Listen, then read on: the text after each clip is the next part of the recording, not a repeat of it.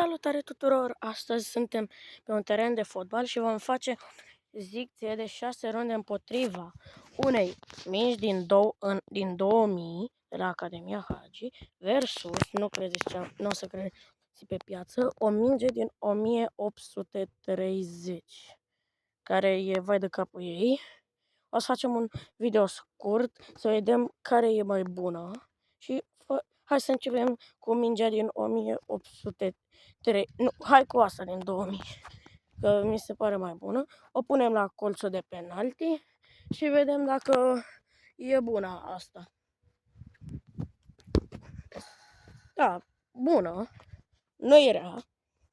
Am luat-o ieri pe asta și asta am luat-o acum o săptămână din 1830, să vedem dacă asta e mai bună decât mingea din 2000. Da, nu cred. Bro, ce e asta? Bro, de-abia a sărit. Bro, zici că e bol de Zici că e bol din ăla de pe vremea lui bunica. Să mă uitați. O să mai încercăm o dată pentru prima probă.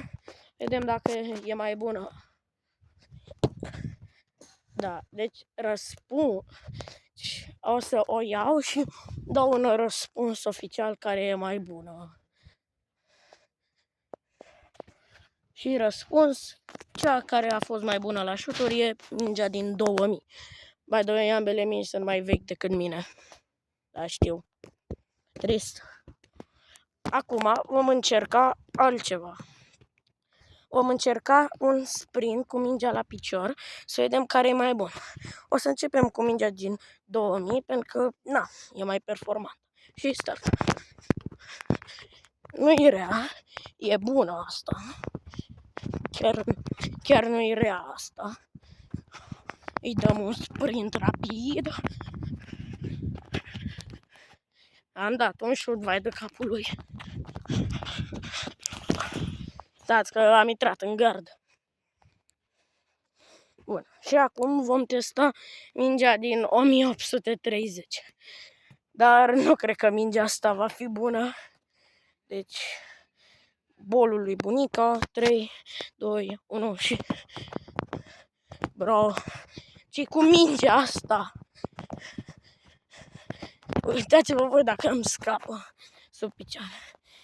Bro, mingea asta nu merge. Bro! Ce fac, bă?